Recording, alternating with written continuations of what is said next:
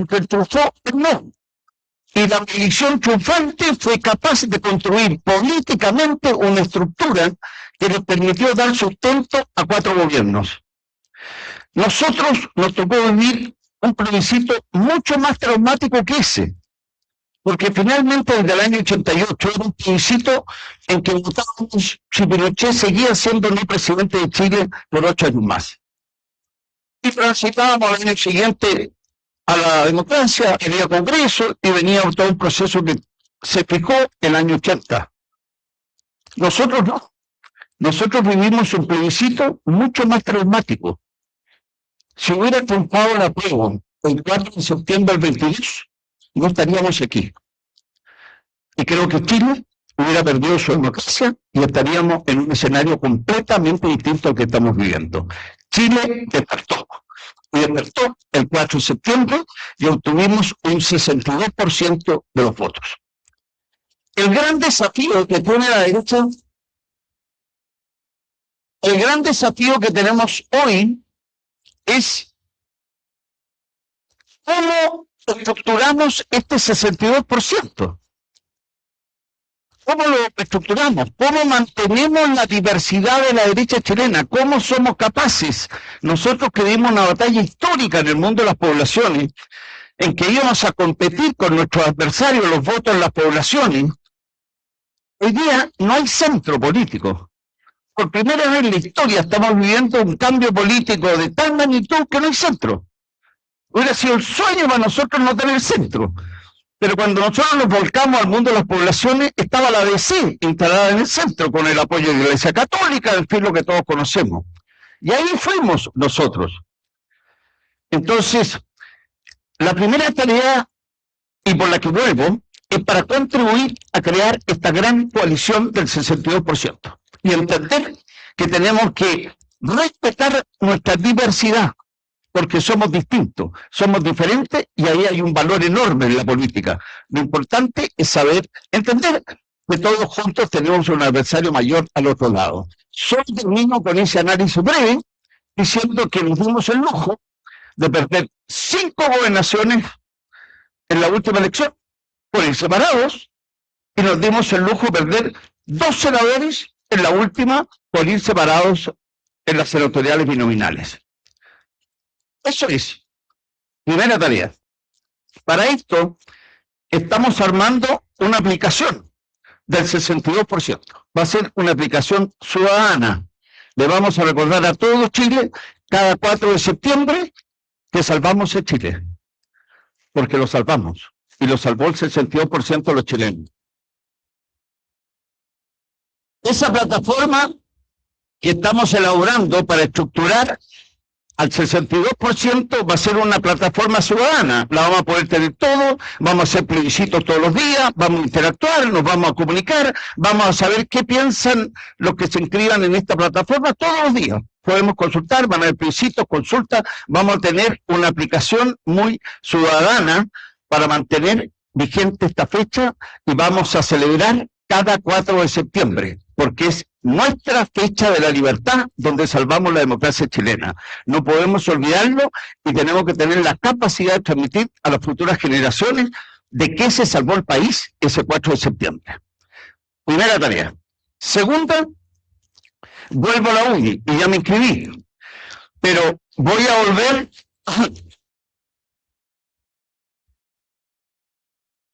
Voy a volver porque la UDI es vital para este 62%.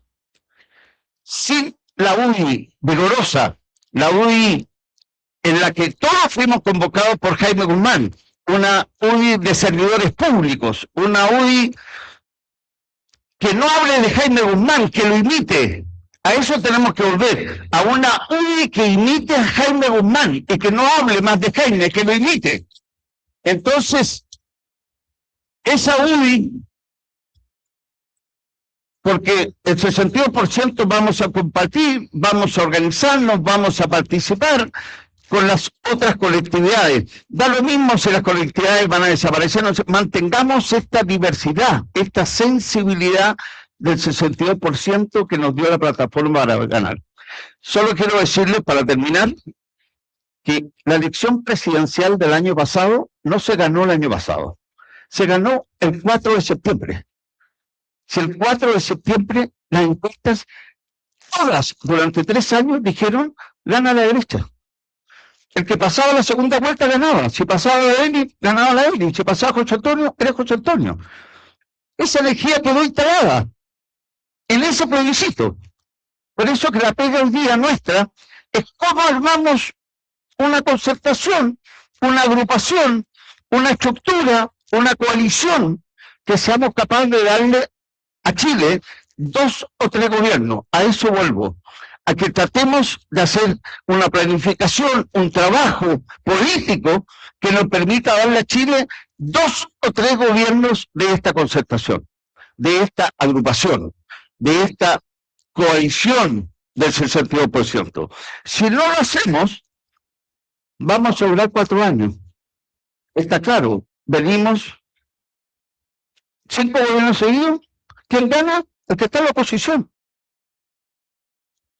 Piensen ustedes que los peores 12 años del país que estamos parados es porque nos hemos alternado. Si los países no progresan así. El gran salto histórico que tuvo el país lo tuvo en 2 periodos. Durante el gobierno militar, que modernizó, que transformó el país, fueron 17 años y que se convocaron a los gremialistas, a los checagos, y transformaron Chile. Y después hubo 4 gobiernos exitosos también de la concertación. Nosotros colaboramos desde la oposición a grandes acuerdos. No nos olvidemos que la transición parte con uno de los acuerdos más importantes que a mí me marcó mucho, que fue el acuerdo que Jaime construyó para don Gabriel Valdés, que fue decisivo para esa transición y obviamente que nos costó la indignación de mucha gente en nuestro mundo. Ahí veo aquí algunos de San Bernardo. Yo había salido recién elegido diputado y no les voy a decir los saludos a mi madre que me votaban, los que habían votado por mí, porque estábamos haciendo lo de Gabriel Valdés. Esa es la UDI, esa UDI que sorprendía. Entonces, primera tarea, señores, a construir esta coalición, porque veo, y quiero ser muy honesto, porque si hay algo que se van a arrepentir de que yo vuelva, es que voy a decir lo que pienso. Veo en nuestro sector las mismas prácticas de Frente Amplio. Sin corbata y ahora con corbata. En nuestro sector hay algunos que se han autodefinido los valientes y tratan a los otros de la derecha cobarde, los cobardes. Eso es una superioridad moral. Cuando uno se cree más valiente que otro, es porque es superior moralmente. Y esto ya está instalándose en nuestro país, en nuestro sector, perdón. Y tenemos que ser muy cuidadosos, porque no hay coalición si uno cree que es superior moralmente al otro. Somos todos iguales, todos contribuimos, todos aportamos, estamos todos en una causa común. Por lo tanto, tenemos que construir lo antes posible esta coalición. Y la UDI tiene que volver a hacer lo que fue, lo que nos convocó a todos nosotros, a muchos de los que están aquí, a cambiar nuestra vida. Yo no me imaginé nunca que iba a estar un día en la política, pero me topé con un tipo excepcional que nos cambió la vida a muchos para servir al país. Para servir al país, no para servirnos, señores, para servir al país. Eso fue Jaime. Jaime, la UDI fue, si ustedes miran hoy, un semillero de servidores públicos que están en Republicano, en Renovación, en Evópolis, hemos repartido por todos lados, si todos eran militantes nuestros.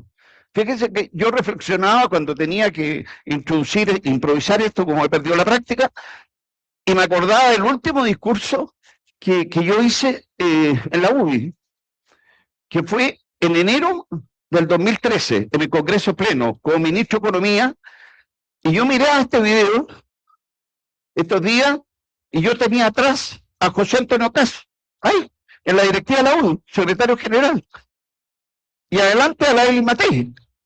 Y por allá el Johannes Kaiser de la Juventud con la señora, que los dos se conocieron en la UDI. Y yo decía, pero qué increíble. O sea, los 3 candidatos presidenciales fueron militantes nuestros. Nos hemos convertido en un semillero, en buena hora. Pero todos tienen un origen común. Jaime Guzmán. Entonces, el otro día en la misa, los que pudieron ir, yo sentí que la prédica de Monseñor Chomalí fue ese reconocimiento de la Iglesia Católica que yo esperé, que soñé. Para mí fue una música estar ahí, porque escuchar lo que escuchamos de la Iglesia Católica, del arzobispo, de este joven católico que fue asesinado a los 45 años, que no nos lo olvidemos, todo lo que hizo Jaime lo hizo hasta los 45 años. Impresionante, ¿o no? Entonces yo le pregunto a los jóvenes, ¿qué han hecho por su país? Aquellos que tienen 35, 40, 45. ¿Qué han hecho? Bueno, esta es la tarea nuestra, volver a cautivar a la juventud para que sirvan al país. Pero no lo vamos a hacer, señores, desde Las Condes. Nos vamos a ir a las poblaciones como nos fuimos hace 30 años atrás. Vamos a volver.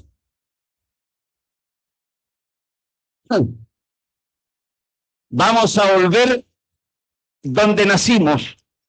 Y por eso que no se hagan ninguna ilusión, señores. Yo, desde ahora, les anuncio que voy a ser candidato a alcalde en Conchalí. Así de simple. Para que entiendan que tenemos todos que volver ahí. Nosotros contribuimos a transformar Chile. La UDI, el país la necesita hoy más que ayer. Y eso es lo que tenemos que volver a entender. Entonces, como se van a repetir de que yo vuelva, señores, a partir del 1 de abril hasta el 4 de septiembre, si no volvemos a reinscribir y a inscribir 20.000 nuevos militantes, ha sido un gusto de los vistos, porque yo no voy a postular a la presidencia de la UDI. Por lo tanto, la primera tarea que vamos a tener a partir de hoy es que tenemos que volver 20.000 nuevos militantes a la UDI. Y eso de aquí al 4 de septiembre. Y van a recibir las instrucciones. Voy a recorrer todo Chile, voy a recorrer las 100 comunas más importantes del país, para que todos juntos volvamos. Porque yo solo no vuelvo. Vuelvo en la medida que todos volvamos a construir esa UDI que fue para todos nosotros un camino para servir a Chile. Volveremos a convertir la UDI en un camino para servir a Chile. Gracias. Muy bien. Yo contigo. No.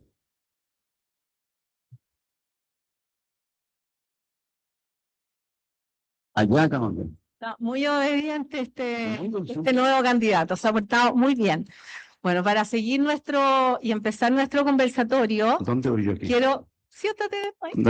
Ya. Quiero invitar a pasar a nuestros dos panelistas. Voy a partir saludando a Alejandro San Francisco. Yo me imagino que ustedes lo conocen. Alejandro. Alejandro. Por acá, porfa. Bueno, Alejandro, es verdad que mis dos panelistas son muy humildes, porque yo tenía unos tremendos currículos para decirles, pero me dijeron no, son muy rigurosos, así que me tengo que limitar a 2 frases. Bueno, Alejandro es licenciado en Historia, doctor en Filosofía, profesor de la académico de la Universidad de Tarapacá y en la Facultad de Derecho de la Universidad Católica, autor de muchos libros, pero me pidió que rescatara La Guerra Civil de 1891 y Historia de Chile 1960-2010, ya con 9 tomos publicados. Y me encargó que afuera están estos 2 libros que muchos de ustedes conocen.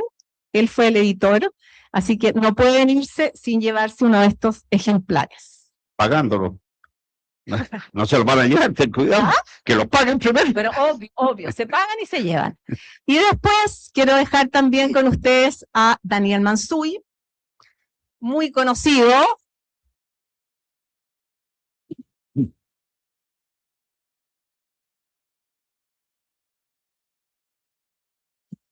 No te había visto. Daniel, muy bienvenido.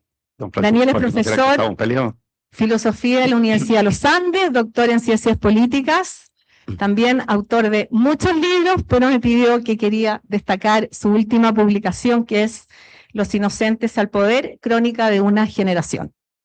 Y para terminar, quiero presentar a nuestra super moderadora, mi gran amiga, la Beatriz Corvo. La Beatriz es abogada de la Universidad Católica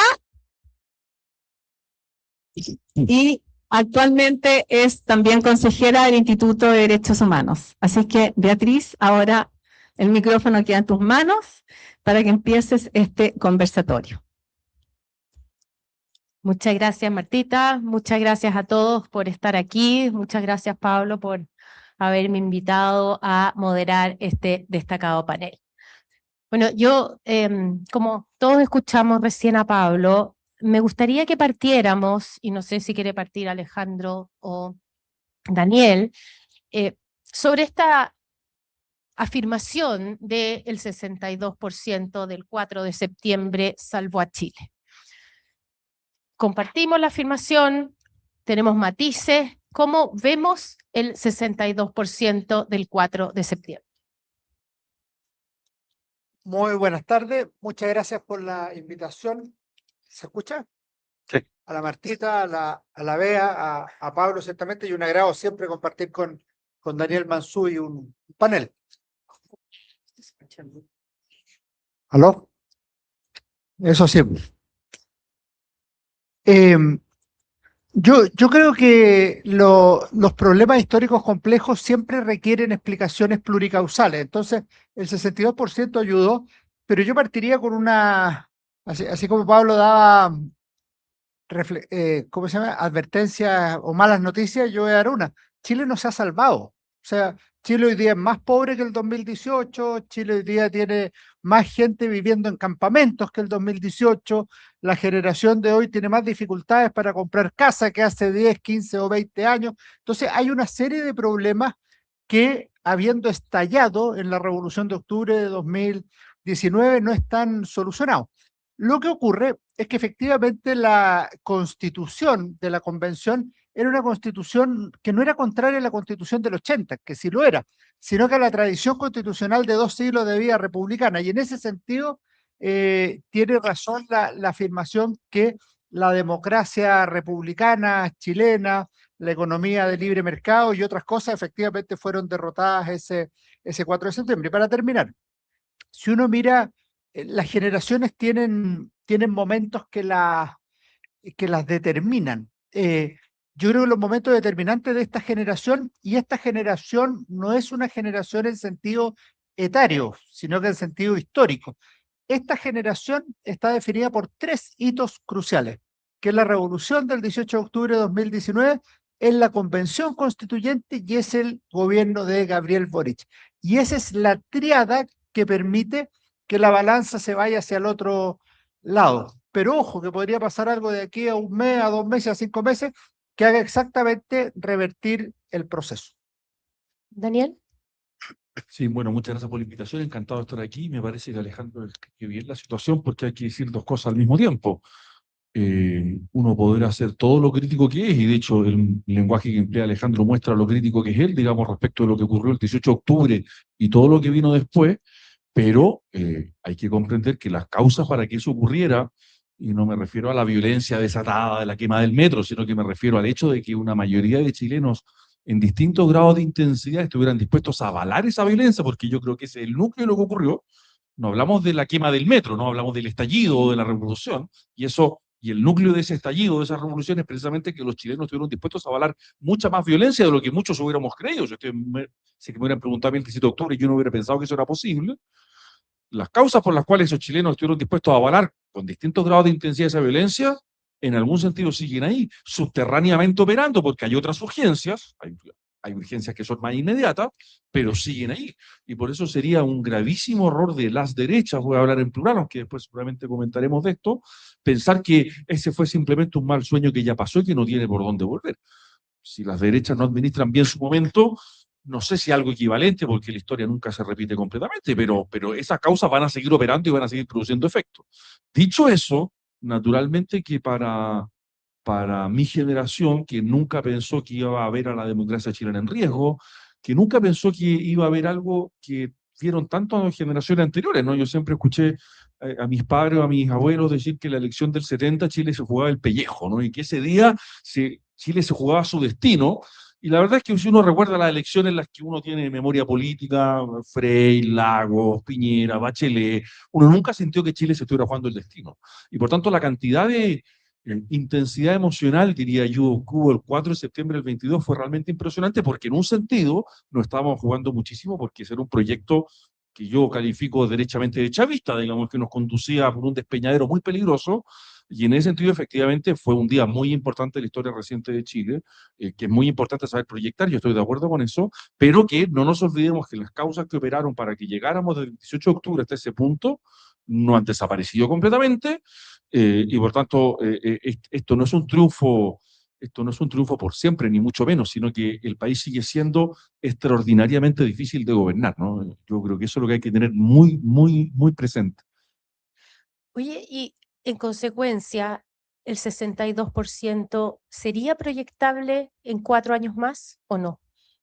O sea, lo que yo creo es que se dijo mucho que había un cambio de ciclo, ¿no? Que el plebiscito del 5 de octubre del 88 produjo una fractura, una estructura política donde la derecha quedó siendo importante, pero quedó siendo la derecha más pequeña.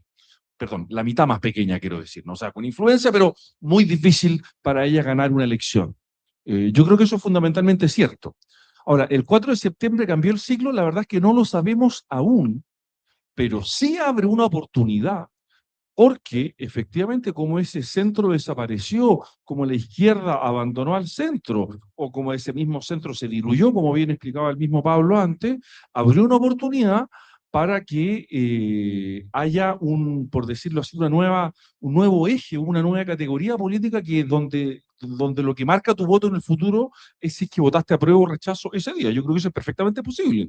Pero el hecho de que sea posible no quiere decir que está seguro. O sea, lo que hizo la concertación para consolidar lo que ocurrió el 5 de octubre del 88, los siguientes 20 años, es un trabajo político de alto vuelo, donde estuvieron involucrados sus mejores políticos, intelectuales y técnicos, que les permitió proyectarlo. O sea, eso no ocurrió por casualidad, no ocurrió porque simplemente mecánicamente ocurre, sino porque pusieron a sus mejores cabezas a consolidar ese resultado. No, no, no. Entonces eso no ocurre por casualidad. Alejandro. Yo creo que cuando uno mira el proceso así como en conjunto, yo creo que el 62% es esencialmente débil, no es un 62% duro, fuerte. El de la concertación fue un 55%, que variaba, subía un poco, bajaba un poco. ¿Qué es lo que hace subir los porcentajes o bajar los porcentajes? Fundamentalmente el resultado del gobierno. O sea, si los gobiernos de los presidentes Elwin, Frei, Lago, hubieran sido malos gobiernos en el doble sentido, mal evaluados por la ciudadanía por una parte y con malos resultados electorales por otra, los resultados de la concertación habrían sido más débiles y habrían fracasado antes de los 20 años. Para eso el gobierno le tiene que ir bien, de manera tal que este primer gobierno post 18 de octubre se va a medir ahí el 62%, no se va a medir el 4 de septiembre, no se va a medir no sé qué día del 2024 o en la elección de noviembre y diciembre del 2025. Se va a medir en cómo lo haga el actual gobierno. Esa sería como mi primera prevención para mantener, disminuir o acrecentar el 62%. Segundo, a mí me parece absolutamente clave dos cosas, aparte de la tarea política. Uno, el éxito económico del país. Si el país no mejora económicamente, yo ya no le puedo echar la culpa a Boric, porque es como cuando la concertación le echaba la culpa a Pinochet el año 2010. Sonaba como ya desfasado, pues será culpa de alguien más, los problemas no resueltos. Aquí pasa exactamente lo mismo. Tiene que andar bien la situación económica, mejorar los salarios, el acceso al empleo y otras cuestiones. Pero también la urgencia de los problemas sociales. Yo nombré 2 o 3, pero hoy día hay más personas en listas de espera y en listas de espera para operaciones que hace años. Entonces estamos en una situación que es peor. Uno podría decir, oye, es que no hay que levantar esos temas. Hay que levantarlos y hay que resolverlos.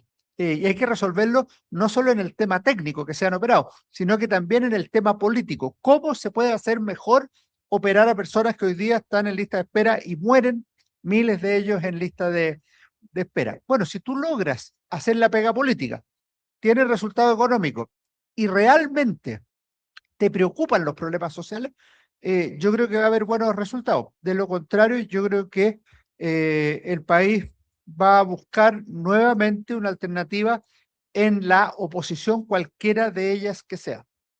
Si me permito agregar un dato importante que no podemos dejar de tener muy presente, es que ese 62% ocurre con un voto obligatorio inédito en la historia de Chile. Por tanto, hay una integración de un votante nuevo.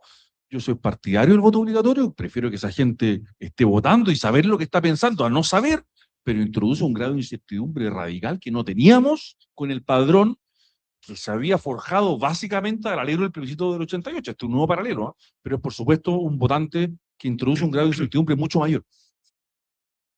Ahora, Daniel, tú señalaste que el proyecto de la concertación se pudo realizar porque había algún grado de consenso político, habían equipos técnicos y había un relato que aunaba todo eso. ¿Es eso proyectable hoy día en nuestro sector, así como señalaba Pablo? A ver, hay circunstancias históricas que no son replicables porque naturalmente alguien de la concertación no yo no soy de la concertación, pero alguien de la concertación no lo explicaría como lo explicaría yo, que naturalmente tuvieron muchos años fuera de la política activa y fuera del poder, y hay que decirlo, en general usaron bien esos años. Pensaron, armaron centros de estudio, escribieron libros, armaron seminarios, tuvieron mucho tiempo para hacer esto, digamos, en Chile y en el extranjero, y quiero decirlo con admiración, lo hicieron muy bien. Si uno va a ver el trabajo que hizo el trabajo intelectual y técnico que hizo la concertación en los años 80, es un trabajo que le da el soporte para luego mantenerse 20 años en el poder porque tienen cohesión, tienen confianza, tienen consensos técnicos. Ese trabajo no es replicable por motivos evidentes tal cual, pero lo que hay que tener en mente, y esto voy un poco a la contingencia, pero que sí me preocupa mucho, es que ni un gobierno, ni una serie de eventuales gobiernos se improvisa, ni se hace de un día para otro, ni se forja en pocas horas. Y por tanto, naturalmente, no existe el tiempo que tuvo esa concertación en ese minuto, cuando ni siquiera sabía que iba a ser concertación por lo demás, ¿no? Pero lo que sí hay que tener claro es que las confianzas políticas, las conversaciones políticas, las confianzas técnicas y los proyectos políticos de largo aliento no se improvisan entre primera y segunda vuelta. No da, porque la urgencia es otra. Y eso yo creo que sí es un factor a mirar de cómo se podría replicar en la medida de lo posible un trabajo así, sabiendo además que las diferencias que tiene las distintas vertientes de la derecha chilena, a mi juicio, pero esto lo podremos conversar después, en general, hay excepciones, son mucho menores que las diferencias ideológicas, políticas e históricas que tenían demócratas, cristianos y socialistas durante los 70 y los 80, porque básicamente tenían un diferendo que remitía al 10 de septiembre del 73, ¿no? Donde la DC culpaba a Altamirano y el mundo Altamirano culpaba a Elvin Jaffrey. Y sin embargo pudieron ponerse de acuerdo. Las derechas no tienen diferencias así de profundas, ni históricas, ni políticas, ni ideológicas, y por tanto ese trabajo tampoco debería ser tan difícil, creo yo. Alejandro. Tú te enojaste conmigo, ¿cierto? O Es sea, que sí, quiero estoy un contar poco que la enojada. Bea se indignó cuando le pedí que dirigiera esto, entonces no me va a ofrecer la palabra, pero voy a hablar. Sí, tú Entonces, tranquilo que vas a hablar. no puedo. Lo tenemos muy claro, Pablo. Todavía no, Todavía- todavía no, está todavía castigado. Alejandro, antes de darle la palabra al señor castigado.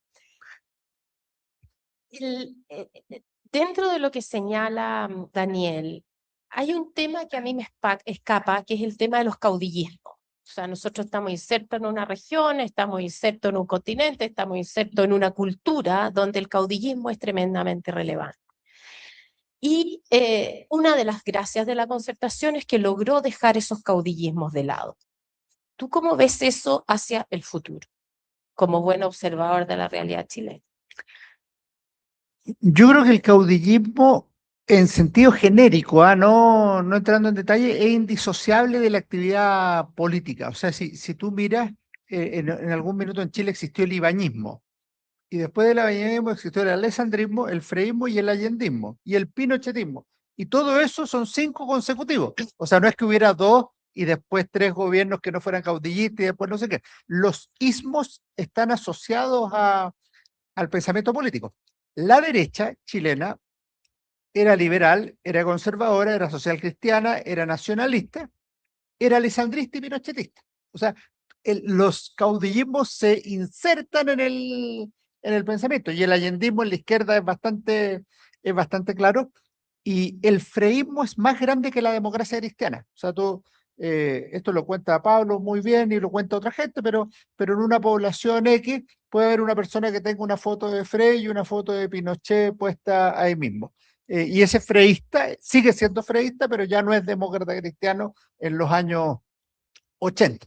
Y eso es lo que explica por qué la derecha del 21% de 1973 llega al 44% de 1988. Si no, no tendría ni un sentido la explicación. Eso es distinto a construir proyectos políticos sobre la base de caudillo. Yo creo que un proyecto político serio, el que sea, 3 ejes. 1, ideas. Las ideas que correspondan. La libertad económica, el estado de servicio de la persona, y pónganle 5 o 6 más. Y esas ideas tienen que tener además bajada, ojalá desarrollo, potencia. Ideas. Tiene que tener estructura. La estructura, Daniel mencionaba una que para mí es fundamental, son los centros de estudio, pero son los centros de estudio, son los partidos, son las plataformas, son las asociaciones, etcétera. Esas son estructuras, y las estructuras tienen que tener capacidad de crecer, de desarrollarse y todo lo demás. Y lo tercero son personas, y las personas tienen un doble nivel. Son las personas que lideran esto y las personas que comparten el proyecto aunque no lo lideren, y ojalá de manera activa. Las 3 cosas son relevantes. La derecha es hipercaudillista, en el sentido de que muchas de las divisiones no son por idea. Daniel lo dijo muy bien, la diferencia entre las derechas es más o menos esta, en la centroizquierda es más o menos esta, y hay tantas peleas en uno como en otro, lo cual no tiene sentido. ¿Por qué son las peleas? No son por idea, pues las ideas están relativamente angostadas. Son por personas, son por luchas, son por liderazgo, son por caracteres, son por peleas tribales, y por otras cosas. Yo trataría de acostumbrarme a vivir con esos caudillismos, tratando de relegarlo lo más posible. Para ello, a mí, juicio la clave es potenciar muy en serio las ideas y que el sistema tenga renovación generacional. Mucho del fracaso de la concertación, para terminar, es la incapacidad de renovar los liderazgos. Pero eso que uno podría decir de la concertación vale para la derecha. La concertación terminó repitiendo a Frei el 2009, terminó repitiendo a Bachelet el 2013, terminó llamando a Lagos el 2017. Los candidatos... Y hace un año Bachelet, ¿se acuerdan que fue en marzo del año pasado que dijo que no? O sea, era potencial candidata. El año 92 eran candidatos presidenciales Evelyn Matei y Sebastián Piñera. El 99 terminó siendo Lavín porque se bajó Piñera. El 2005 fue Lavín y Piñera. El 2009 fue Piñera. El 2013 fue Matei. El 2017 fue Piñera. El 2021 fue Lavín en las primarias. Y el 2025 fue Matei a la elección. Ningún país serio le pasa eso. O sea, eso se habría cortado antes en cualquier país serio. No por las personas, es por la incapacidad de renovar generacionalmente el proyecto político. Ahora sí. Mira, la verdad es que solo para confirmar todo lo que están diciendo, me alegra primero agradecerles que estén aquí porque son 2 intelectuales que admiro mucho y los leo siempre.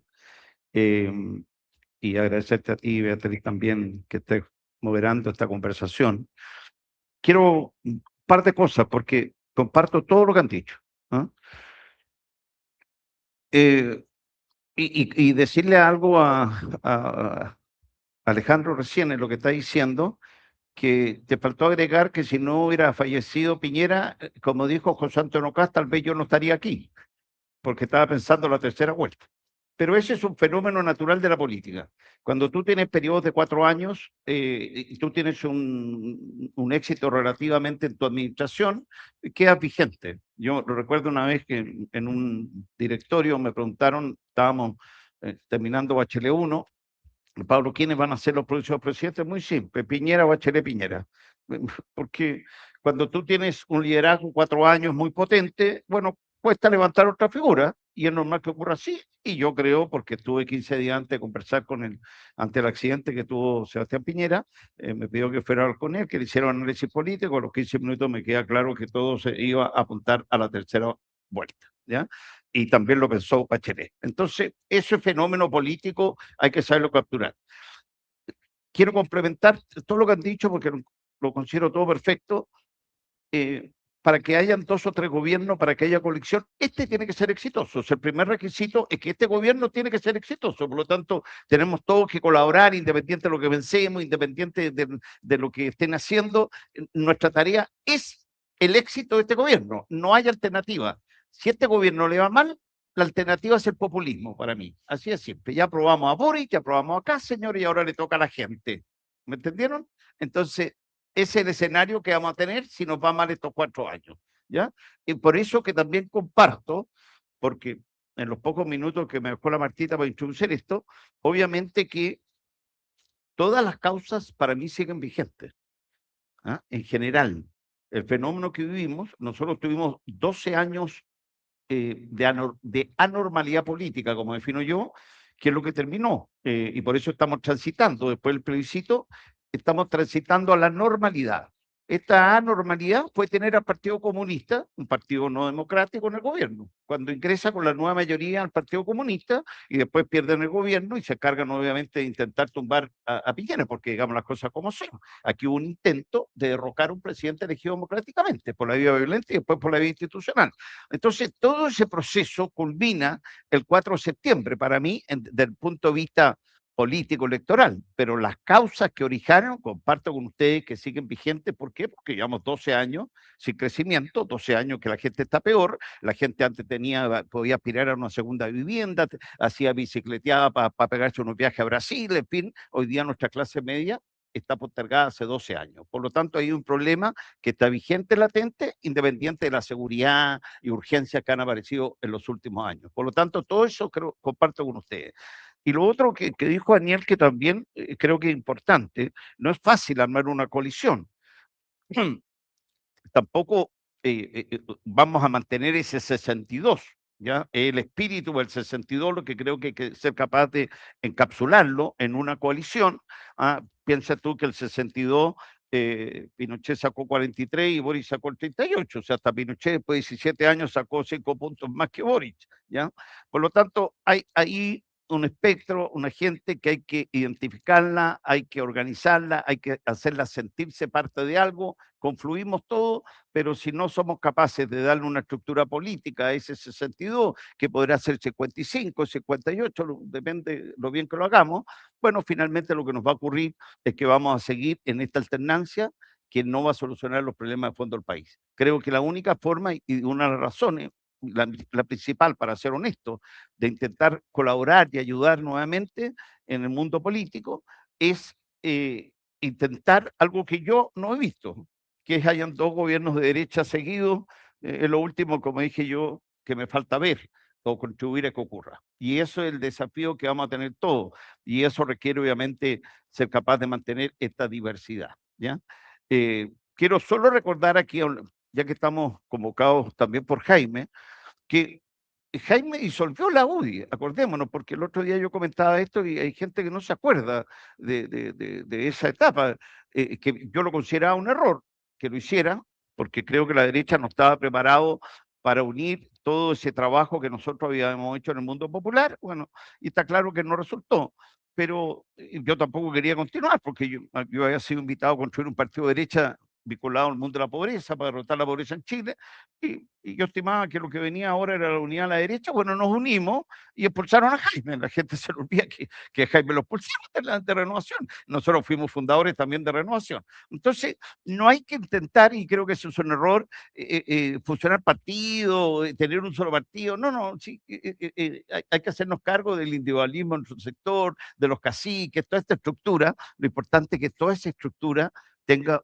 un objetivo común. Lo que no nos puede ocurrir es que estemos favoreciendo a nuestros adversarios, porque estos caudillos, por sus intereses personales, tenemos que poner a Chile primero. Yo les quiero decir que todos ustedes van a poder mandar opiniones, cómo colaboro, cómo contribuyo, en un correo que se lo voy a dar a conocer, el que se lo olvida está despedido, se llama chileprimero@longueira.cl. Chile primero porque Chile está primero. Esa es la convocatoria de lo que vamos a hacer. Chile está primero, no yo, ni los partidos, ni los proyectos personales. Se ha dicho mucho acá que una de las formas, o probablemente el requisito sine qua non para prolongar los 4 años, es que a este gobierno le vaya bien. ¿Qué significa que a este gobierno le vaya bien? Porque yo creo que cada uno entiende lo que quiere con eso. Es una gran pregunta. Yo creo que hay que tener en cuenta que, a diferencia del gobierno de Gabriel Boric, que por azares del calendario le tocaron elecciones, de hecho la primera fue 6 meses después de que asumió, después hubo un segundo proceso constituyente con elección de consejeros y después municipales. Este gobierno tiene algo que no tuvo ese gobierno, el gobierno anterior, que es 2 años de tranquilidad electoral, que es muy importante para poder consolidar un programa y consolidar un discurso, porque es imposible tener elecciones cada 6 meses, por tanto un gobierno se puede permitir un bajón, si es que acaso está todo bien diseñado y planificado para recuperar después, lo que no pudo hacer el gobierno de Gabriel Boric. ¿Qué significa que le vaya bien? Bueno, como Chile tiene problemas, creo que esto tiene que ser extraordinariamente sincero, que el gobierno le vaya bien significa transmitir los problemas que tenemos, transmitir que lo estamos trabajando para resolver, o sea, que el gobierno está trabajando para resolverlo, pero que esto va a ser largo y difícil, porque recuperar realmente la seguridad en Chile, en la medida que eso sea posible, el crecimiento económico y una serie de otras urgencias y emergencias que fueron los que llegaron al gobierno al poder, no se resuelven en 2 días, ni en 5 días, ni en 2 meses. Y por tanto, el primer desafío es lograr transmitir eso, lograr transmitir para convocar, para, esto lo ha hecho el presidente Kast en algunas de sus intervenciones, no en todas, convocar a los chilenos a decir, bueno, esto es una empresa de todos, porque tenemos una manía y una mala costumbre en Chile de pensar que esto como que le concierne a los políticos y no nos concierne a todos, digamos. Yo no conocía a Jaime Guzmán, yo milité en la UDI muchos años, pero llegué a la UDI el año 92, cuando todavía se respiraba el aire de Jaime Guzmán. Me acuerdo la primera charla a la que asistí en Calle Suecia, digamos, era como si Jaime Guzmán estuviera vivo, porque su muerte había ocurrido hace muy poco, ¿no? Y bueno, convocar a personas que sean parte de un proyecto más amplio que nos involucra a todos en un sentido. Yo creo que eso es muy importante. Lo segundo es producir liderazgo interno, porque las elecciones presidenciales las ganan candidatos presidenciales. Y los últimos gobiernos, por ejemplo, han sido débiles en producir candidatos fuertes desde el gabinete, por ejemplo. Y el gabinete tiene que tener un diseño, al menos para el segundo tiempo, donde hay que fortalecer a figuras, incluso idealmente, me van a perdonar, tirarlas a competir, digamos, porque la competencia genera energía y genera creatividad, de que pueden hacer una primaria exitosa, digamos, en 3 años y fracción más, digamos. Pero la primera condición, es sin duda la que menciona Pablo, es que el gobierno tiene que mantener cierta consistencia política, tiene que mantener cierto discurso político que no lo arrolle, digamos, que las circunstancias no lo arrollen, y que le permita enfrentar esa elección con cierto optimismo. Y acá hay una tensión, por supuesto, y con esto cierro esta intervención, hay una tensión, porque naturalmente alguien tiene que dar malas noticias, ya hay malas noticias, eso no cabe ninguna duda, hay un conflicto en el Medio Oriente, hay muchas cosas que no controlamos, ¿no?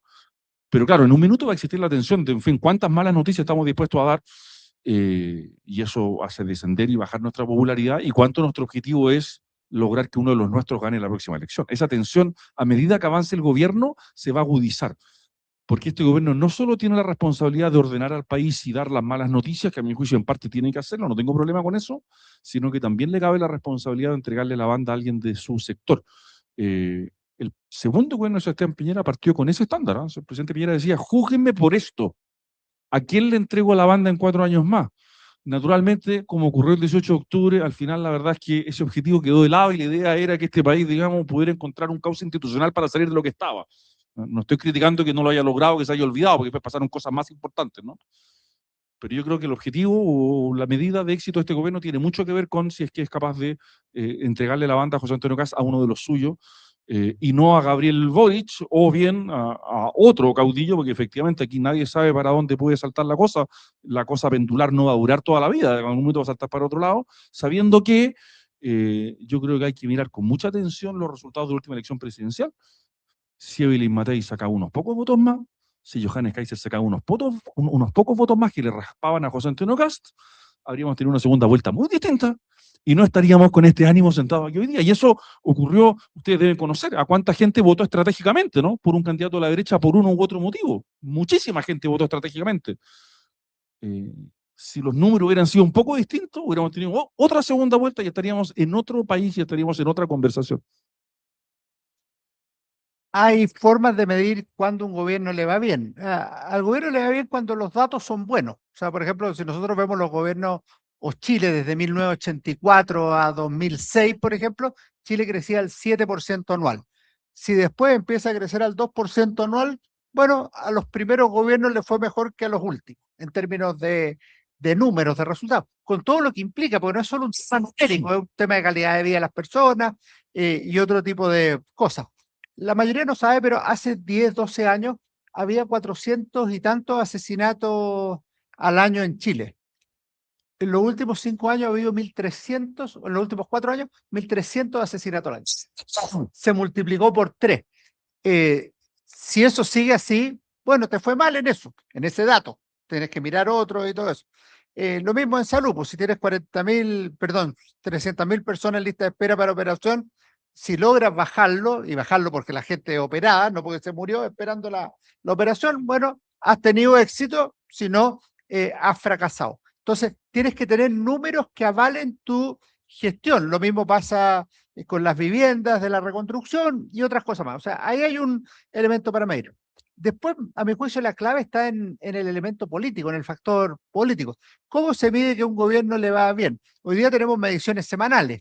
Eso no te prueba que al gobierno le está yendo bien o mal. Es la adhesión que tiene, cómo le está yendo. Pero todavía no es resultado del otro. Segundo, Daniel lo dijo, yo creo que un gobierno se mide en buena medida políticamente por la capacidad que tenga de despertar liderazgos competitivos en elecciones. O sea, yo lo que esperaría de un gobierno, de este gobierno, del presidente Boric, del presidente Piñera, la presidenta Bachelet, es que 6 ministros se vayan a competir de senadores, 3 ministros se vayan a competir de diputados, 5 ministros vayan de alcalde, 8 vayan, etcétera, etcétera. Y lo mismo los seremi y todo lo demás. Si eso no ocurre, como en general no ha ocurrido en los últimos 15, 20 años, bueno, está yendo mal.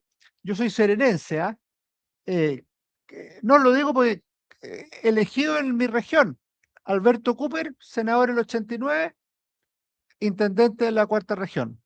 Eugenio Munizaga, alcalde de La Serena, diputado por el 7. Jorge Morales, alcalde, diputado por el 8. Eso es pues proyectar liderazgo. Si tú no proyectas liderazgo, eso es un fracaso político. Digan lo que digan, yo no les voy a decir la lista, pero revísenla ustedes, háganla. ¿Cuánta gente derivó a elecciones después de los últimos 6 gobiernos? Y es de una pobreza tremenda. Yo creo que eso es un problema. Después se mide en el resultado de las elecciones o en la capacidad de que tus ideas perduren después de que seas derrotado o que perduren habiendo triunfado. Me explico. El gobierno más exitoso en esa medida en los últimos 20 años es Michelle Bachelet. Michelle Bachelet instaló una agenda, aprobó una serie de leyes y hoy día se gobierna bajo el paraguas Bachelet. Ese sería más o menos pese a que ganó Sebastián Piñera después. Si tú pierdes y tus ideas ganan, es una victoria. Si tú ganas y además tus ideas ganan, es una victoria doble. Es una victoria doble y por ende es más consistente en el tiempo. Y si ganas 2 o 3 veces, bueno, eso es la concertación. Como no me ofrece la palabra, Beatriz, me la voy a tomar ya que está escribiendo. Sí, te la voy a ofrecer, pero te la voy a ofrecer guiada. Alejandro dice, éxito de un gobierno son cifras, liderazgo e ideas. ¿Falta algo? No, pero quiero decir aquí, porque perfecto, una vez más, porque aquí todos los que estamos aquí, los que están viendo a través de streaming, hemos sido parte de un proceso. La política es una posta. A mí me tocó conducir y a muchos otros la UDI y nosotros teníamos una lista de jóvenes que decían, Pablo, ¿dónde voy a perder? ¿ya? Y teníamos jóvenes que disfrutaban, se sentían orgullosos, iban a perder. Y yo me voy a La Pintana, me voy a Vallenar, me voy, bueno, y se iban a competir en las comunas populares más difíciles, donde teníamos a nuestros adversarios políticos. Veo aquí a muchos que fueron parte, y perdónenme que no los nombre, pero esa fue la UDI en su momento. Entonces, y quiero contar una cosa para la importancia a la formación de liderazgos, porque una cosa es que nos vaya bien, que las expectativas se cumplan razonablemente, que tengamos un buen gobierno, pero si no fabricamos liderazgos precisamente para cosechar, que es lo que nos ha pasado, porque tenemos un déficit, de nada va a resultar. Yo miro, por ejemplo, el gabinete que tenemos, y yo digo todas las noches, pero ¿cuántos de estos van a ser candidatos al Senado? No sé, y pienso en todo y me pongo generoso en la noche y llego a 3. ¿Te fijas? Ojalá esté equivocado, pero tenemos que aprovechar. Para mí, cuando tuvimos el primer gobierno, uno de los objetivos era para volver a producir liderazgos políticos, porque tienen la oportunidad. Lo que tú decías aquí, nosotros nos tocó competir a muchos, teníamos que ir enfrentando a los ministros que iban saliendo. A mí me tocó competir con la Soledad Alvear, la senatorial, en fin, los intendentes, todos nosotros de alguna forma, gran parte de los competidores que fuimos enfrentando en el proceso con los gobiernos de la concertación eran personas que se iban fabricando en los mismos gobiernos de la concertación y por eso que eran exitosos, porque finalmente producían liderazgos y políticos, ¿ya? Quiero contar una sola cosa para hablar bien de él también, porque me sorprende. Cuando yo entro como ministro de Economía y así entré, la verdad, Piñera me invitó a un viaje a Estado de México y al volar el EDECAN me dice que quiere que pase el presidente, que le haga un análisis político, lo hacía con mucha frecuencia. Entonces le dije, mire, presidente, tiene que hacer un cambio de gobierno, no me acuerdo, estaba como en 20 puntos, ya después los mineros, estoy hablando el 2011. Entonces yo le dije, mire, bueno, hay que hacer un cambio de gabinete, ya perfecto, ¿qué es lo que haría usted? Entonces yo le digo, mire, ¿sabe?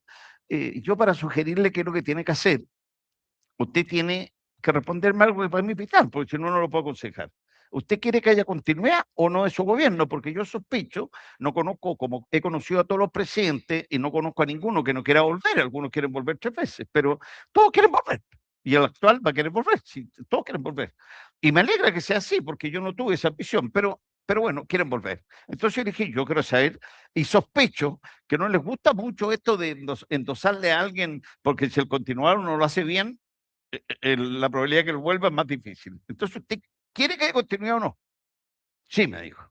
Perfecto, entonces muy simple. Usted agarra a los 3 ministros, son 3, veamos cuáles, de su gabinete que quieren ser candidatos presidenciales, y pregúntenle dónde quieren que estén. Entonces, ya quiénes son, eran obvio, Lavín, Lorenz y Alamán. Entonces, y voy a contar algo que nunca he contado porque me da vergüenza, pero y parte de esto, entonces volvimos de este viaje, entonces usted le pregunta y ella ordena. Entonces me dice, bueno, usted va, sí, presidente, si va a hacer algo, ya, cuente conmigo, ya, perfecto. Y le dije obviamente a Andrés Chadwi. Bueno, hicimos todo, ya, gabinete, pero partíamos con esto. Y me llama Andrés Chadwi que el viernes, después de la vuelta de este viaje a México, y me dice, el presidente me dice que partió lo que hablaron en el avión. Perfecto. Y me llaman el domingo a las 10 de la noche, Andrés. Entonces me dice, el presidente me dice que hizo lo que hablaron y que te quedaste sin ministerio si le aceptáis economía. Y así terminé yo, ministro de Economía. Entonces me llama Piñera a las 10 de la mañana el lunes, le ofrezco, senador, le ofrezco, y yo entro a Economía a las 4 de la tarde. ¿Y por qué? Porque agarró los 3. Entonces Lavín, que ya estaba la generación de estos jóvenes, acuérdense que nació con Lavín, estaba boqueando ahí en el Ministerio de Educación, entonces se fue a Desarrollo Social. Después le agarró a Lorenz, Lorenz ya había cosechado a los mineros, entonces dijo, no, yo quiero obras públicas. Se fue a obras públicas y Alamán dijo, no, yo quiero seguir en defensa. Listo, listo, y ahí ordenó. Y como siempre a mí me dijo, no, usted le ofrecería desarrollo social, obras públicas. Así que ese ministerio me ofreció economía. Pero lo que quiero decir es que él quería, y habla muy bien de él, proyectar su gobierno. Y yo creo que ese es un proceso que se trabaja con mucha anticipación. ¿Cómo tú proyectas tu gobierno? ¿A quiénes proyectas? Y otra cosa fundamental, por eso que voy a perder la elección interna, y lo voy a decir desde ahora, porque les voy a ir diciendo una cantidad de cosas y por eso que no voy a ganar, así que se lo anticipo. Se acabó, señores, Esto que los parlamentarios deciden con quién van, con qué compadre ponen para protegerme. Señores, si vuelvo a presidir la UDI, se compite en todo Chile, señores. Se acabó esta cosa que ha destruido a los partidos, porque estas prácticas lo que hacen es que no hay renovación. Entonces, ¿cuánta gente la UDI, pregunte, están en otros partidos porque no se les dijo que iban a poder ser candidatos como UDI? Entonces se fueron. Y son muchos. Los que se fueron de la UDI están en otro partido porque pidieron el legítimo. Bueno, le pasó a Rodolfo Carter. Nosotros tuvimos un tremendo alcalde en la Florida, dejó un tremendo alcalde, después fue la primera mayoría en una elección de todo Chile, y lo único que quería era competir en una primaria. Y no se lo permitieron. ¿Pero por qué? ¿Con qué argumento? Que compita y que gane. Señores, vamos a competir, y si quiere competir conmigo, voy a competir, y ojalá me ganen para volver donde estoy. ¿Estamos claros? Pero se compite, señores. Tenemos que entender que tenemos que tener ese camino para fabricar personas, pero no podemos impedirle a gente que quiere servir en distintos cargos. No, no, no, compadre, está reservado para este variante, está reservado. ¿Estamos claros, no? Ya. Vamos a ir cerrando, así que una última pregunta. Pablo, no, ya... Hable más, yo no hablo más, No, pregúntale unas tres, porque están muy interesantes. Ya estamos, estrategia para renovar los liderazgos, está claro que hay, pero Mira, a mí me gustaría vea, entrar a otro tema. No. Me gustaría entrar a un último tema cuando Alejandro dice, nosotros necesitamos resultados, ¿cierto? Resultados es mejorar indicadores, cifras, etcétera. Con este estado, con el estado que tenemos, ¿es eso posible, Daniel? Hay un consenso técnico hace años completamente transversal de todos los centros de estudio que han ¿Se escucha? Se apagó, ¿no? Sí, se escucha. El instrumento del Estado tiene problemas, y tiene problemas porque, en fin, hay que modernizarlo, hay que adaptarlo. La modernización del Estado es como ya un concepto que ya nos da lata porque ya lo hemos escuchado tanto. Y de hecho, uno de los grandes problemas que enfrentó la izquierda es que prometía, digamos, muchas transformaciones para las cuales requería un instrumento que no estaba adaptado. No estaba adaptado.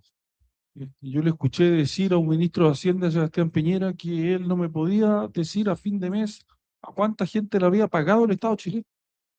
Un ministro de Hacienda extraordinariamente competente, pero tampoco tuvo tanto, así que pueden sacar la cuenta, pero yo no sé, ministro de Hacienda de Chile, no tengo la menor idea, o sea, tengo una idea, pero muy, muy general, de a cuánta gente le paga el Estado de Chile. Entonces tenemos fallas ahí que son muy profundas, esto es muy poco sexy políticamente, pero yo creo que todos los sectores políticos deberían estar interesados en hacer esto, porque a cualquiera que le toque gobernar este instrumento debería estar un poco más adaptado. Dicho eso, yo he visto en algunas señales que ha dado este gobierno, señales que son buenas, hay que ver cómo se concretan, pero he visto buenas intuiciones. Después, para la concreción es, por supuesto, otra cosa. Pero tenemos un problema extraordinario con el Estado porque esperamos muchas cosas del Estado, porque todas las campañas políticas propenden hacer muchas cosas desde el Estado, y la verdad es que el Estado no es una herramienta apropiada, ni actualizada, ni que tenga los elementos como para poder responder a esa expectativa. Y la frustración cuando uno conversa con ministros, en fin, no sé qué pensará Pablo esto, que fue ministro, digamos, es que los ministros llegan con mucha energía, con muchas ganas, y se encuentran con una inercia, con unas dificultades que ni la mejor de las voluntades puede superar, digamos. Entonces tenemos un problema extraordinariamente serio. Sí, ahora como tanto la izquierda como la derecha se han enfrentado al problema, uno querría esperar, pero quizás soy muy optimista, que se pudiera hacer algo, pero no lo sé. Alejandro. El problema es que no tenemos otro Estado, tenemos el que tenemos. Entonces tú tienes que tomar una decisión ahí. ¿Seguimos mal como estamos o mejoramos como podamos? Esas son como las dos alternativas. Y yo creo que en esto hay que ser creativos y también hay que entrar a podar. Por ejemplo, yo estuve en la discusión del 2011 cuando se debatía si prohibir la creación de colegios particulares, con particulares subvencionados, ahí donde había oferta estatal. Esa era más o menos la discusión. Y un sector de la derecha ya estaba de acuerdo con la concertación para hacerlo. Yo me opuse y un argumento que di al final dije, yo estaría dispuesto a aprobarlo con una condición, que se prohíba la creación de colegios particulares pagados. Porque no entiendo esta vocación en que se pongan de acuerdo todos para liquidarle la vida a los más pobres, porque no se la liquida a los más ricos, por igual. De manera tal que si hacen eso, yo me abriría. En principio estoy contrario a las dos. Que es la misma tesis de las candidaturas, pues, échanos a competir, sino para que mejore. Segundo, yo no he conocido a ni una persona normal que diga que si a mí no me operan en un hospital estatal, no me opero. Puede haber algunos, ideológicamente estatistas, pero si a una persona le ofrecen ir a una clínica privada o no sé qué, a operarse de lo mismo, por el mismo costo, va a ir. Bueno, yo creo que hay que ser creativo y entonces si tienes 300.000 personas en lista de espera, tú abres una licitación para las clínicas que quieran, tú les fijas el precio, el arancel, y los que quieran se suman y los que quieran no se suman. Y ahí van a haber muchas personas operadas, con el mismo Estado, pero con una política pública más creativa y que va a tener más contenta a las familias, a los enfermos, algunos no, pero todos los demás sí. Bien, vamos a agradecer a nuestros invitados que ambos tienen agendas completas ahora y una vez que los hayamos despedido, Pablo va a hacer el cierre. Muchas gracias. Muchas gracias. Muy bien, encantado.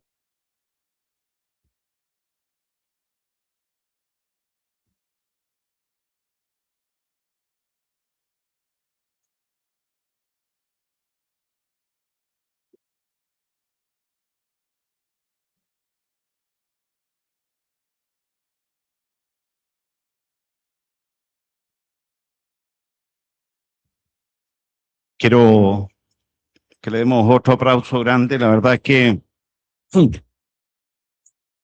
es un privilegio tener estos dos Titanic intelectuales de derecha. Alejandro, todos sabemos que adicionalmente a todo lo que escribe, no ha parado nunca a formar jóvenes, me invita frecuentemente y nunca ha parado de esta formación de jóvenes a lo largo, en varias regiones del país.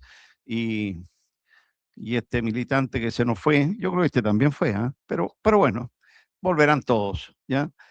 Volveremos todos. Yo quiero concluir esto, en primer lugar, agradeciéndole también a Beatriz que haya sido parte, una persona muy importante para todos nosotros, una gran servidora pública, con tareas hoy día que no son fáciles, pero ahí está, como siempre.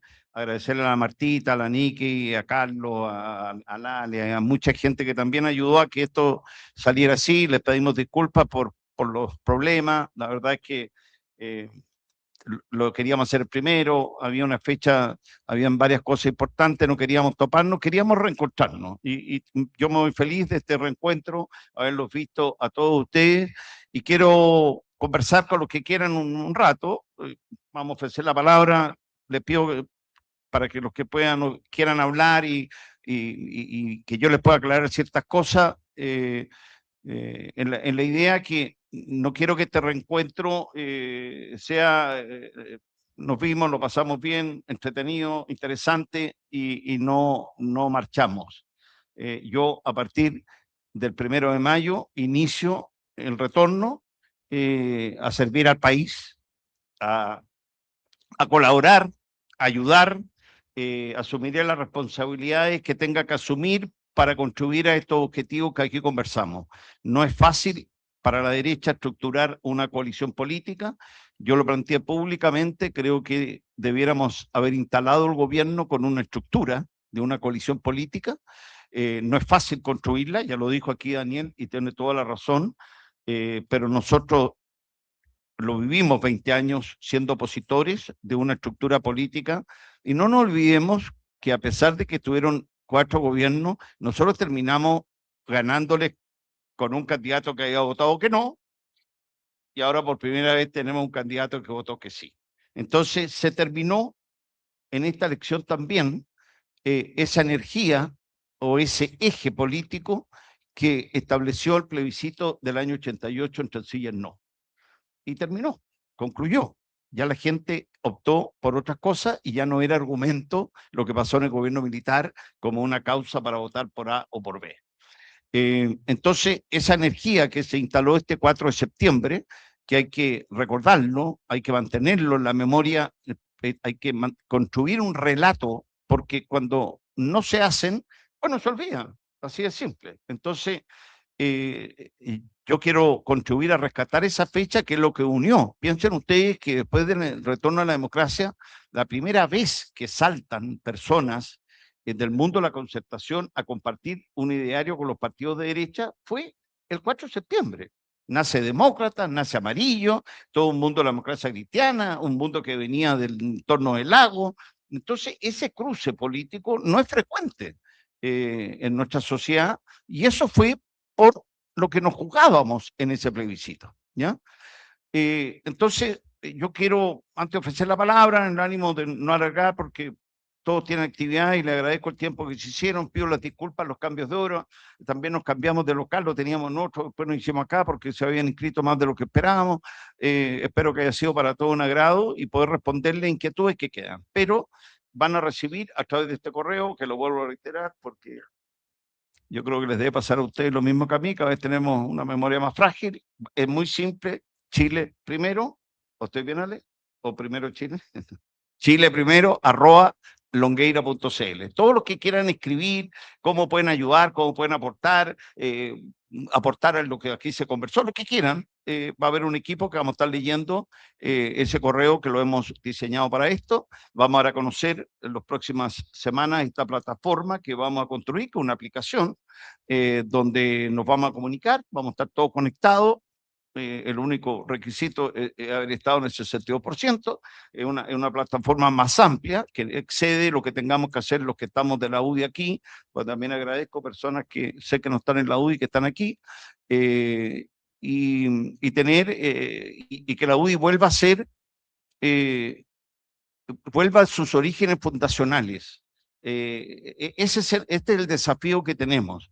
Lo dije en unas palabras, la UDI no tiene que hablar de Jaime, tiene que imitar a Jaime. Creo que nosotros fuimos capaces de conservar una UDI que imitó por mucho tiempo esas características, esas cualidades de Jaime, que fue un político excepcional en la política chilena. Yo he contado un par de episodios de muchas conversaciones que yo tuve con él, han salido también libros, en fin, y buenos videos sobre la vida de Jaime. Ya mucha gente no lo conoció, obviamente, ni Daniel que estaba aquí, en fin. Pero bueno, piensen ustedes que es el único líder que después de 35 años es capaz de convocar a una misa de una masividad impresionante, con una presencia de un presidente nuestro.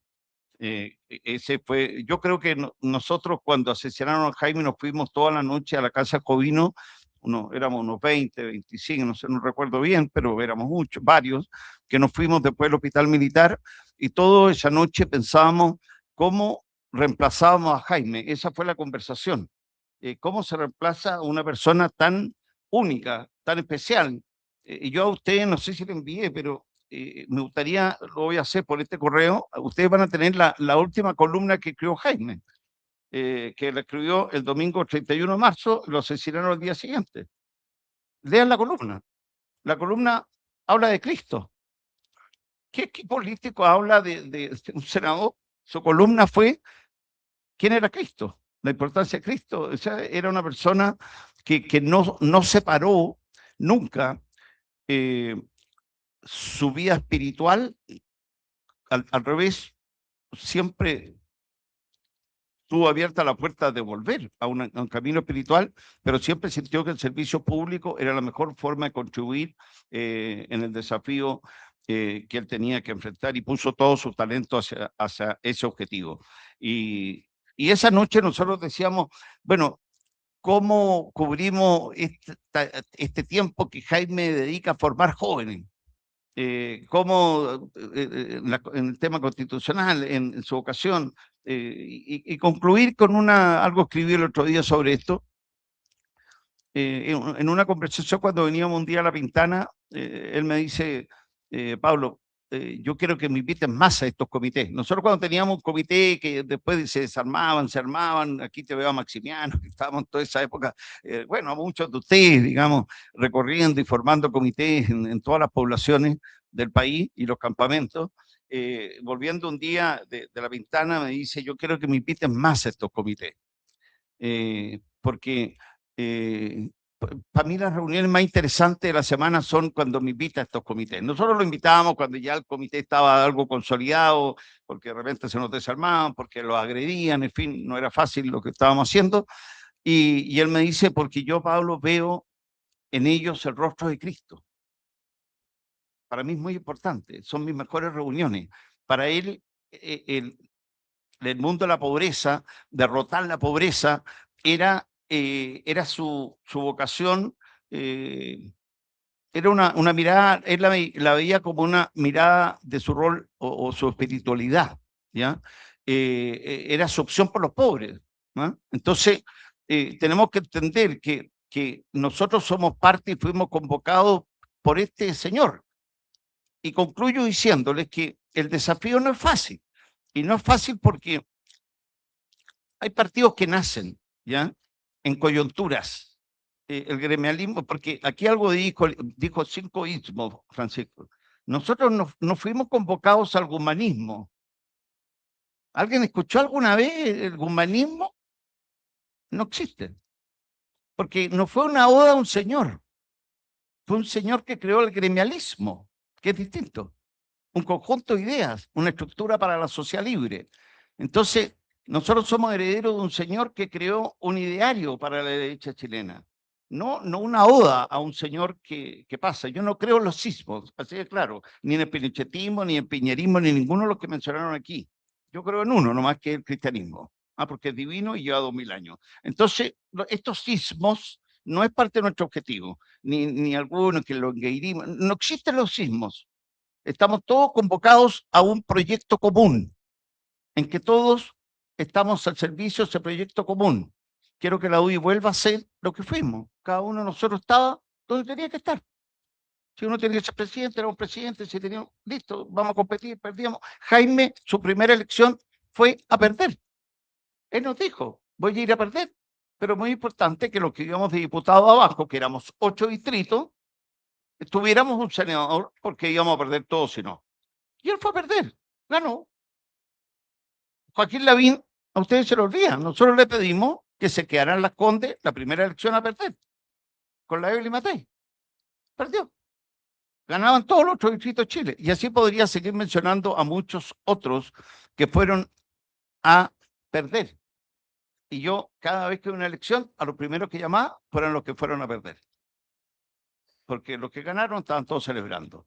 Pero esto se construye con los que fueron a perder. Y ojalá los que están hoy gobernando tengan conciencia que están ahí por muchos que fueron a perder. Hace 20 años atrás, hace 10 años atrás, hace 30 años atrás. Porque esta es una aposta que la vamos construyendo todos. Estamos todos al servicio de un ideario. Eso es lo que tenemos que volver. Somos instrumentos de un proyecto común para hacer un país más justo. Tenemos que volver a esto.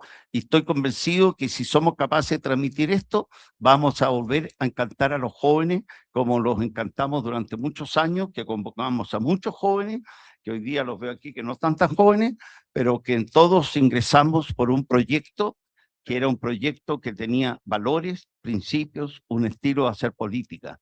Fuimos coherentes, tratamos de imitar en lo que fuera posible a un líder excepcional, que lo asesinaron a los 45 años. Entonces, le agradezco, no sé si alguien quiere precisiones de cómo vamos a hacer las cosas, para no repetir ya muchas cosas que a lo mejor ya he dicho, en fin. Ofrezco la palabra, y que alguno ha levantado la mano. Hagamos una cosa, pongamos un tiempo porque muchos se tendrán que ir, unos 10 minutos y terminamos para que no abusar del tiempo a todos ustedes. Hola Pablo, por acá Ricardo Barría, expresidente regional de la UDI en la Araucanía. Vine de Temuco a apoyarte, voy a volver a militar y me anoto con 1000 militantes en la región. No, por favor, no lo aplaudan porque encuentro que son pocos. ¿Qué tal, don Pablo? Espero que esté muy bien. Primero que todo, agradecerle mucho por la charla. Yo le quería preguntar, consultar, esto más que nada una pregunta, con respecto a, voy a ocupar su anáfora con respecto a los yogures vencidos, porque le quería consultar de cuándo usted cree que va a ser el primer yogur vencido del gobierno, de la cartera, cuál cartera va a ser la que se va a vencer primero, y también con respecto a cuándo se va a acabar la tranquilidad en el gobierno, cuándo va a ser la primera manifestación grande. Muchas gracias, Pablo. Perdóname que escuché muy mal, no escuché lo que me preguntaste, perdona. ¿Cuándo se va a vencer el yogur de la tranquilidad? No, mira, yo quiero, bueno, la pregunta es lo siguiente. Cuando yo dije eso, no es que no lo haya pensado decirlo. El día anterior dije voy a decir esto porque me pareció que estábamos replicando exactamente un error que cometimos en la instalación del primer gobierno de Sebastián Piñera. El presidente Piñera a mí me pidió, en una cosa bastante insólita, pero sí se me dio, que yo le hiciera el gabinete que yo haría. Y yo lo hice y pensé en una estructura política, en fin, no voy a latear con eso, y le mandé este correo. Y para mí conformar un gabinete es un equipo, tengo que hacerme cargo de los partidos, en fin, y me pareció que la instalación estaba teniendo una ausencia de participación de los partidos, que son los que sostienen a los gobiernos en los malos momentos, porque finalmente tú cuando construyes un gobierno tienes que pensar en dos cosas. La primera es cómo formo un equipo para cumplir con lo que prometí. Primera desafío. Y segundo, cómo armo el equipo para que cuando vengan los malos momentos, porque vienen, tenga tonelaje político para enfrentar los malos momentos. Ese es un poco el equilibrio que uno tiene que buscar con personas, tiene que traer gente del mundo privado. Bueno, y frente a esa crítica que yo escuchaba ya en los partidos y mucha gente, incluso hasta gente me decía republicano, que estaba molesto en la forma que se está instalando, bueno, al final yo dije, mira, voy a decir esto para que ojalá en todos los otros nombramientos venían los subsecretarios, tuviera una mayor participación y un mayor rol los partidos políticos. A mí no me gusta que se gane con los partidos, el propio José Antonio hizo un partido para llegar donde está, que finalmente cuando se gana, se construye un gobierno, finalmente se recurre a puros independientes, con mucho respeto a los independientes y con la calidad humana de cada uno de ellos, porque son todos más inteligentes como yo, como digo. No está el punto ahí. El punto está, entonces, ojalá nosotros tenemos que hacer un esfuerzo para que todos ellos sean yogures de larga vida. Nuestro objetivo es ayudar al máximo al gobierno, así de simple. No hay continuidad de este gobierno si este gobierno no le va bien. Por lo tanto, nuestra tarea, señores, es ser leales, trabajar y no incondicionales. Pero señores, tengamos claro, si a este gobierno le va mal, ya dije lo que creo que nos va a ocurrir. Entonces, tenemos todos que colaborar en nuestros lugares, en nuestros puntos. Yo tengo que cumplir con el rol que yo tengo que cumplir, cada uno tiene que hacer lo propio, pero no nos confundamos. Todos a colaborar por el éxito de este gobierno. Así de simple.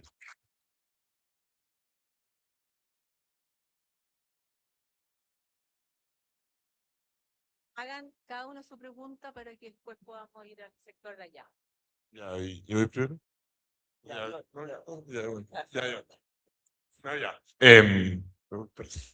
Y tengo una pregunta. Teniendo clara la fórmula de un éxito del gobierno, que al final es cuántos candidatos podemos proyectar, ¿por qué seguimos siempre con la misma lógica de los 60 de tener gobiernos impersonales y prácticamente tecnocráticos, los gobiernos de los gerentes, y no tenemos a gobiernos formados con líderes y con personas que estén, por poco decirlo, en la tele prácticamente, que se vean, no que sean simplemente ministros? Mira, yo creo que hoy día, yo soy fruto, o los que estamos aquí, la inmensa mayoría de nosotros, somos fruto de un momento político distinto. Habían una forma de comunicarnos distinto, una forma de relacionarnos distinta, había un sistema binominal desde el punto de vista político, en fin, mi experiencia política proviene de momentos distintos y diferentes al que estamos viendo hoy día. Hoy día tenemos unas redes sociales, tenemos todas estas tecnologías que hoy día nos comunicamos de esta forma, y hoy día la gente, lo que está ocurriendo es que no estamos escuchando los mismos. O sea, aquí mucha la gente que se considera valiente, como digo yo, es porque escribe descalificaciones contra los que estiman que no son valientes y no salen de ahí, se escuchan ellos mismos y reparten chat y estamos todos en una forma de comunicarnos en que lo único que vamos haciendo es polarizarnos. Hoy día cada vez más difícil. Y yo, algo que, por eso que creo que no van a terminar votando conmigo, yo voy a volver a impulsar grandes acuerdos en Chile. Yo creo que los países progresan y creo que progresamos en Chile y tuvimos los 30 mejores años. Piensen ustedes que tratando de convencernos que fueron los 30 peores años de Chile. O sea, fantástico. O sea, todas las estadísticas, las cifras, todo lo que podamos mostrar, demuestran el éxito de los 30 años. Pero trataron de convencernos que eran los 30 peores años y los que estuvieron ahí no lo defendieron, por lo tanto lo reemplazaron. Entonces, nuestro desafío está en entender que la política, la práctica, la real, si la política va mucho, que entretenía la política, no sé si bien entretenía, pero lo que sabemos que en la política, y por eso que no van a votar por mí, vamos a volver a cambiar este guarismo en la UDI, porque en la UDI, acuérdense ustedes esta frase de Jaime, que muchos de ustedes la tienen que haber escuchado, Jaime decía, mire, en la política un 10% de inspiración y 90% de transpiración, y en la UDI cambiaron los guarismos. Están 90% inspirados, transpiran 10. No, si te gustan al revés. Y la vamos a volver, señores. Vamos a volver a transpirar el 90% del tiempo. ¿Ah? Entonces, les adelanto que no les conviene votar por mí, porque vamos a volver a transpirar, señores. Y para tener dirigentes, y digo con esto para responderle al joven que hizo la pregunta ahí, hay que estar en el terreno. Tenemos que tener concejales, miles, cientos. Quiero ser concejal, quiero servir donde vivo. De ahí el otro, quiero ser alcalde. Tenemos que ganar, porque aquí se dijo cómo ganamos. Vamos a ganar, si nos va bien, en la elección municipal y de gobernadores el año previo. Primer requisito, así de práctico, esa es la pega. ¿Cómo vamos a construir desde ahora un trabajo para ganar en las comunas, en el territorio? Eso fue lo que nosotros hicimos.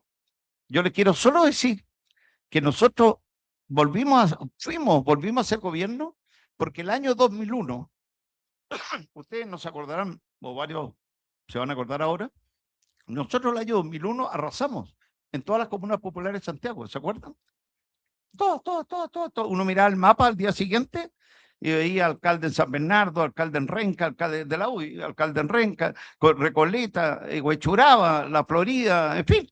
Ya se me olvida, y disculpen que se me olvide mencionar, bueno, nosotros en esa elección, el 53% de los chilenos quedaron en gobiernos comunales de derecha. No lo habíamos logrado nunca en la historia. Y así se construyó el triunfo después, porque hay que partir ahí. Si no partimos del municipio, no estamos conectados con la gente. Eso es lo que hay que entender, hay que volver ahí. Entonces, todos quieren ser en las Condes. Está bien, si necesitamos las Condes. Sobran. No, señores, hay que ir donde están nuestros adversarios. Tenemos que ir a competir ahí. A eso vamos a volver. Así que se van a repetir.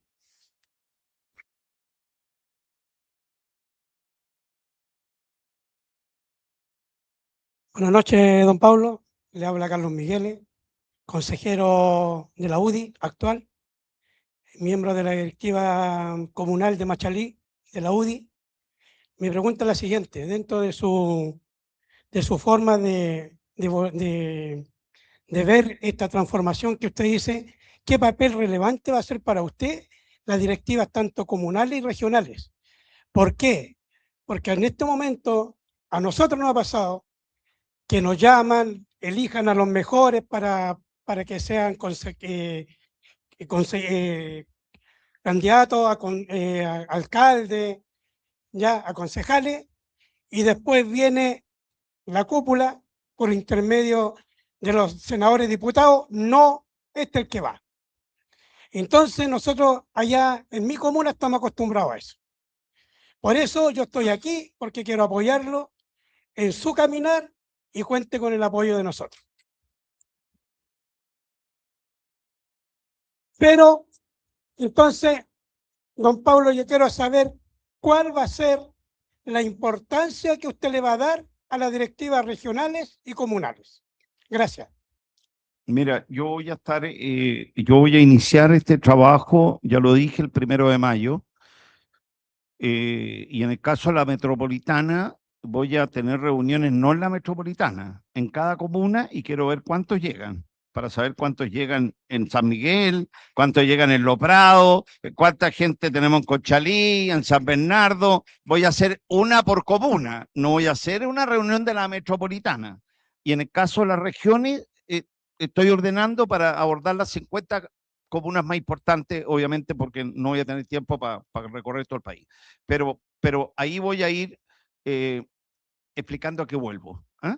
Y vamos a terminar con todas estas prácticas. Eso es lo que quiero señalar. Aquí se acabó, va a haber un principio básico y voy a ser muy claro, porque ustedes no van a votar por mí cuando postule presidente de la UDI, van a votar por un conjunto de conductas y prácticas que van a quedar parte en nuestro reglamento. Se acabó este asunto, señores. Aquí, señores, vamos a volver como fue siempre. Aquí los candidatos tenían que tener jinetas, compadre. Primero se transpira y somos candidatos. En la época mía, ni un joven podía ser candidato si no hizo el vívelo. Y el vívelo se lo echaron. ¿Estamos claros, no? Entonces, el vívelo va a volver. Y van a haber ciertas condiciones para ser candidato. Y les voy a ser muy claro, por eso que voy a perder. El que no vota como corresponde se va a ir. Así de simple. Yo quiero ser muy claro. ¿Ah? Más vale, perdónenme señores, nosotros somos fruto de un señor que nos convocó para influir en la política. Más vale ser un partido chico que ser un partido grande e irrelevante. Así de simple. Es mejor ser chico, nosotros discutimos eternamente cómo hacíamos crecer la UDI. Y siempre decidimos que la UDI fuera creciendo con nuestra capacidad de formar cuadros. Y nos demoramos 30 años. Y así construimos la UDI. Podríamos haber abierto la UDI, haberla desfigurado y haber crecido mucho más rápido. No, señores, hicimos el camino lento. Lo hicimos con gente que formamos nosotros. Fuimos incorporando gente en este proceso. Así de simple. ¿Por qué? Porque Jaime siempre decía, lo único importante en política es ser influyente. Influir, que nuestra idea influya. ¿Para qué tenemos un partido más grande? Nosotros nos convertimos en el partido más grande de Chile. Yo era presidente, nunca fue el objetivo convertirnos en el partido más grande de Chile. Coincidió, nos convertimos, pero no tiene que ser nunca ser un objetivo ser el partido más grande. El objetivo es ser un partido influyente. Si hay que ser chico, chico.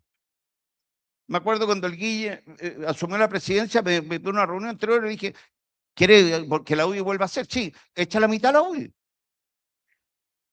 Así se lo dije. Hay que echar a la mitad a la UDI.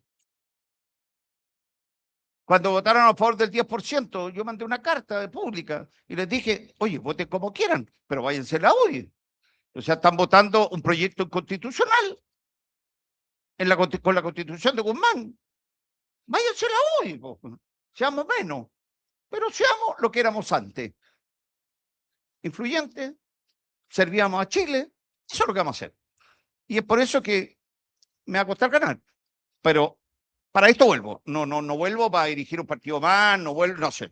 No me interesa, no me gustan los aplausos, no me gustan los honores, ustedes ya me conocen. Yo vengo a servir a Chile, señores, y primero está Chile. Así de simple. Vamos a una última pregunta. ¿No se oye? Una última pregunta, porque ya estamos muy en la hora. Buenas tardes a todos, espero que me oigan. Soy María Pellegrini, consejera regional y nacional de la 6ª región de la comuna de Machalí, donde nos mandaron a 2 para revolverles. Mi pregunta es la siguiente, es decir, mi opinión es la siguiente. ¿Ya? Estamos en un gobierno de emergencia. Nos ha subido la benzina, nos ha subido los impuestos, va a venir una inflación fuerte. Machalí está en la 6ª región, no somos el centro de Santiago, tenemos mucha población pobre, ¿ya? Es un golpe fuerte al bolsillo familiar, ¿ya? En un gobierno de emergencia, las élites tienen que dar un ejemplo. Aquellos que hemos recibido educación completa, que hemos nacido en cuna de oro, que tenemos absolutamente todo, no pueden pretender tener beneficios cuando consiguen un cupo que ha sido entregado por ciudadanos que ganan entre 500 y 800.000 pesos. Yo creo que la UDI, de la cual estoy muy orgullosa de pertenecer y fue una de las fundadoras de la sexta región, creo que fui el número 22 que me inscribí, ¿ya?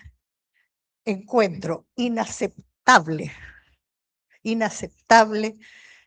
el presupuesto que tienen los parlamentarios. Creo que el tema traslación, que es lo último, es decir, te pagan desde que sales hasta que vuelves, ¿ya?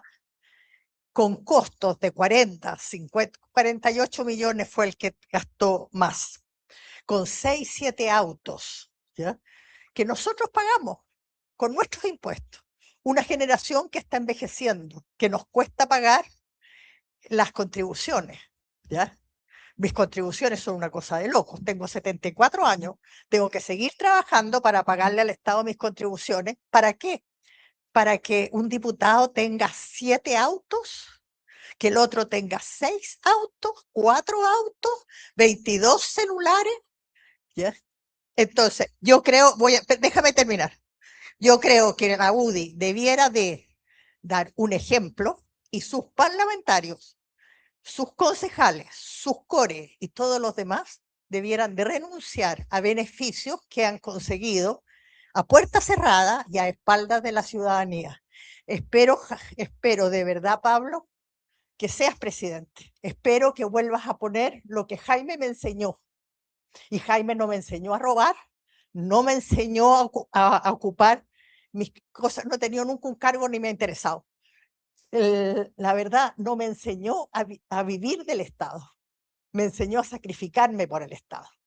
Y creo que la UDI debe, por moral, dar la señal de que esto se acabó. Es emergencia desde la élite hasta el último, ¿ya? Y eso es lo que yo quería decir. No te hago preguntas. Bueno, yo quiero concluir. Voy a hacer un comentario genérico a lo que tú has planteado ahora. Parte de lo que tenemos que recuperar es la austeridad en política. Tuvimos el mejor ejemplo también en ese sentido con Jaime. Yo siempre menciono algo que a mí en lo personal me marcó. Todas las cosas con Jaime a uno lo marcaban mucho. Yo tuve el privilegio de estar muy cerca de él. Incluso algunos sostienen que hablé con él, pero bueno. El ejemplo de Jaime, cuando yo digo imitar a Jaime, es imitarlo en todas sus facetas. Y una de las facetas más importantes para él era la austeridad, la autoridad también. Cuando tú estás en un cargo, eres una autoridad. No sé los sueldos, lo que tenga que tener, pero hay una cosa que sí va a ocurrir. Por eso que no notan por mí.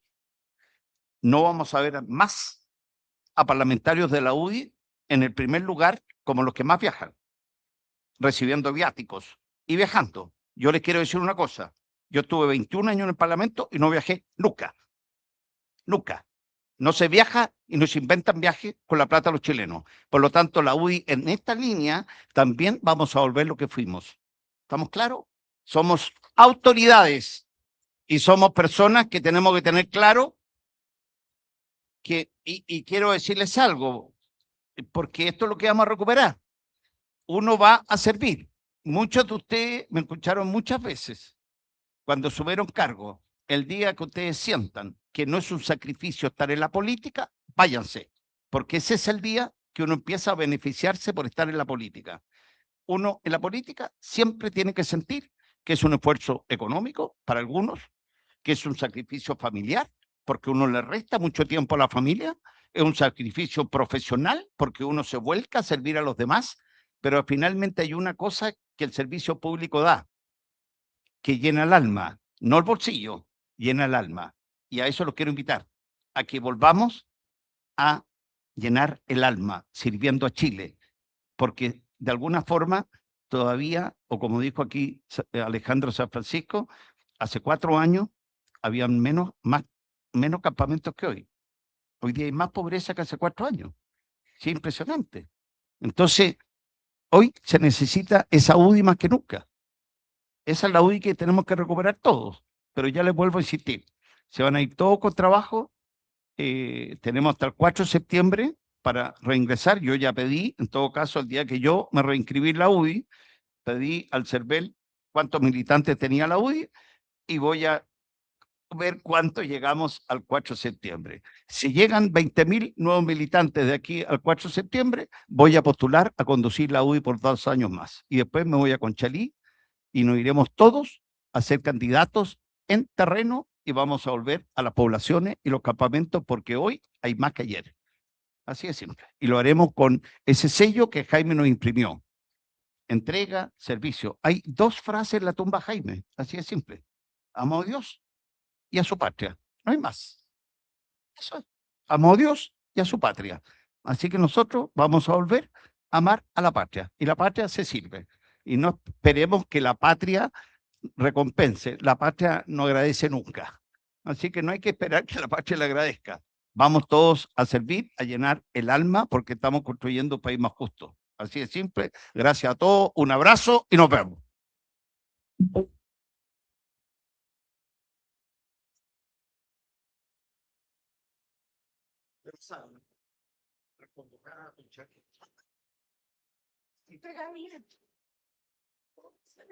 Por necesidad.